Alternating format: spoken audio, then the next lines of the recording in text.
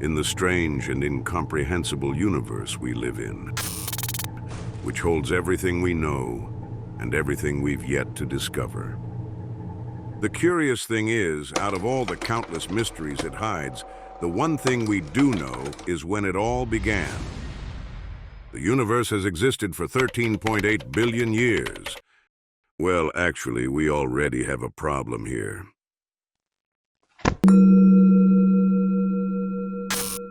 13.8 billion, according to the short scale, mostly used in the USA. According to the long scale, that would be 13,800 million. Same number, different name. Scale is defined like this: a succession or progression of steps or degrees, a graduated series. Sounds simple and straight to the point, but this is about to get crazy. The first thing that had to be done was to learn how to count. And just that already took us a while to agree on. The first evidence of human numerical scales dates back to 3,400 BCE from the Sumerians. Today we live very comfortably, with everything figured out and little machines at hand to make the calculations. 5,300 years ago, all they had in their hands were fingers, and with that, they had to count. They used the thumb to count each phalanx of the remaining fingers. 1, 2, 3, 4, 5, 6, 7, 8, 9, 10, 11, 12. Raising one finger of the other hand each time they needed to continue this operation for larger numbers. Since 5 times 12 was the maximum they could count, that was 60. That's why their system was sexagesimal. They were pretty smart. 60 may look like a random number, but it is divisible by all these numbers, making fraction calculations easier. Where do you think our time or angle calculations come from? Even so, obviously they used it for small numbers like grain or livestock. Hello, I'll trade you 3 sacks of wheat for 2 sheep. Okay, sounds good. Wait a minute, we're supposed to haggle. Logically, they didn't have to think about absurdly huge numbers, like how many neurons we have or how many stars are in a galaxy. As different civilizations evolved, they developed more advanced number systems until arriving at the one we currently use, which at first glance seems like we all agree on. You might think that since it's only about counting numbers, it would be simple and objective, but not at all. In the 15th century, Estienne de la Roche published in his textbook How to Name Large Numbers for the first time, although in reality it was shown to be a plagiarism of a manuscript by the French mathematician Nicolas Chouquet. Naughty. There's no grand legend about how he came up with it, so let's just say that when he was under a tree and an apple fell on his head, he thought, one should know that 1,000,000 is worth 1,000,000 units. Then 1,000,000,000 is worth 1,000,000 millions. That is the long scale used in Europe and Spanish-speaking America, where each new term is 1,000,000 times the previous one, in contrast with the short scale used mostly in the USA, where each new term is only 1,000 times larger than the previous one. So, at the word and number 1,000,000, everything matches, but it starts to diverge at 1,000 million, or milliard in the long scale, which is called a billion in the short scale. Then, 1,000,000 million, or billion in the long scale, would be 1,000,000,000,000 in the short scale, and so on. Now imagine the problem if, for example, on his vacation in Spain, let's say, Chester Copperpot meets, My name is Inigo Montoya. and in the typical small talk right after meeting, he says, did you know that in 2100 it is estimated that the world population will rise to 11 billion people? Of course, Inigo understands that he is referring to an absurdly huge number, and he has a stroke that forces the authorities to evacuate the area and close the streets so the ambulance can arrive. And then during the interrogation, the police end up arresting Chester Copperpot for public disorder and attempted murder. What have I done? And be thankful that at least we can understand each other when the number is written down, since the difference is only in what it's called. I don't want to get upset, but when it comes to measuring the most basic thing in life, the distance from one place to another, there's still no way to agree. Some use miles, others use kilometers. The mile comes from ancient Rome, who first proposed it is anyone's guess, but let's just say Because Dickens? thought a mile could be 1,000 steps. A step being, and this is very important, the stride as a complete cycle. The distance covered by the left foot after stepping off the right foot and coming back down. So right from the start, things are shaky, because then a mile wasn't actually 1,000, but 2,000 steps. And that without taking into account that each step was equal to 5 Roman feet. Not Peter Dinklage's feet or Shaquille O'Neal's, because that would be a massive difference. Anyway, that's how it was established, and much later in 1593 in England, the statute mile was set, which is the one still used today. There it was defined that 1 mile was equivalent to 8 furlongs, an English farming measure that we're better off not even talking about. That makes 1,760 yards. And if the length of Roman feet seemed arbitrary, wait for it. The yard was supposedly based on the width of the chest of the Saxon race. And eventually they managed to convert it into a nice, neat number in meters. 1 mile equals We're supposed to haggle. 1,609.344 meters. The meter, on the other hand, was born out of the search for a rational measurement based on nature and not on the feet of... Because Dickens? Honestly, I wouldn't be surprised if that's exactly how John Wilkins, an English philosopher, pitched it to the scientific community in 1668 when he suggested defining the meter as the length of a pendulum with a half period of 1 second. The problem is that gravity is not exactly the same at all altitudes on Earth, and that affects the pendulum's period, meaning it wasn't exactly 1 meter everywhere, so objective precision was missing. In 1791, the French Academy of Sciences defined the meter as the 10 millionth part of the Earth's meridian quadrant, from the North Pole to the equator, passing through Paris, of course. Very scientific, but still very theoretical.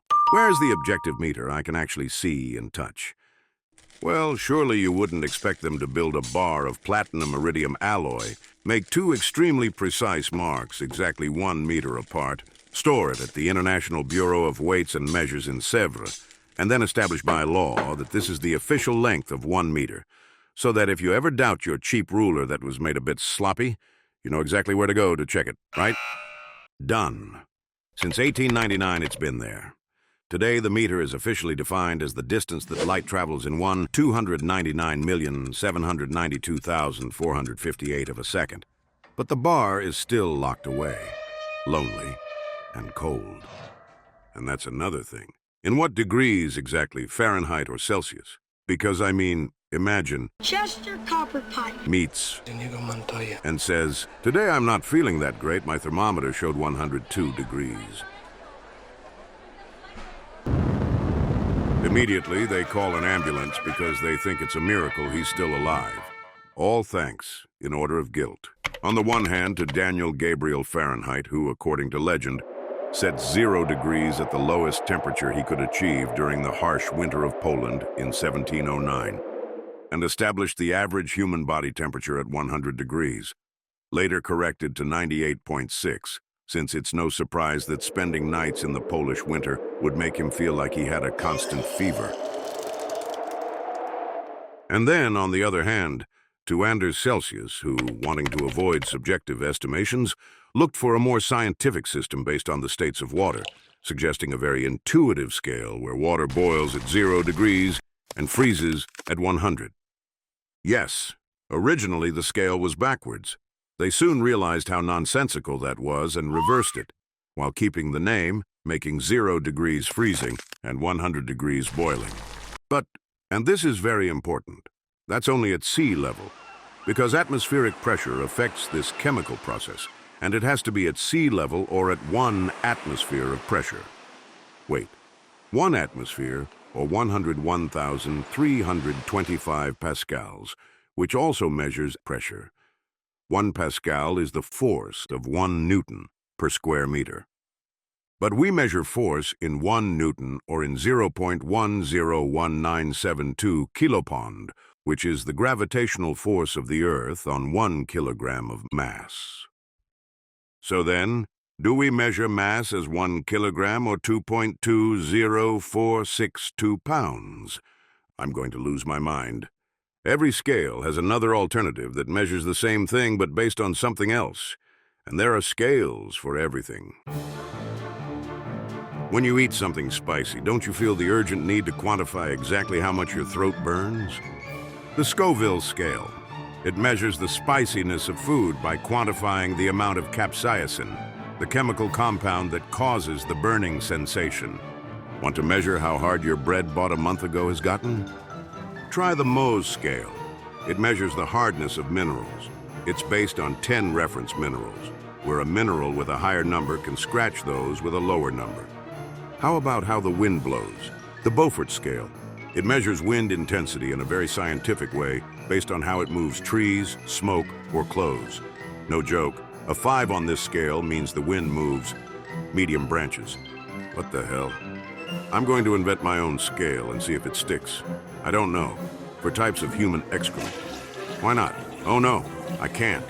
Because that already exists. It's called the Bristol Stool Scale, and it classifies the shape of human feces into 7 categories. For example, 1 is hard little pellets, and 7 is completely liquid. Fine.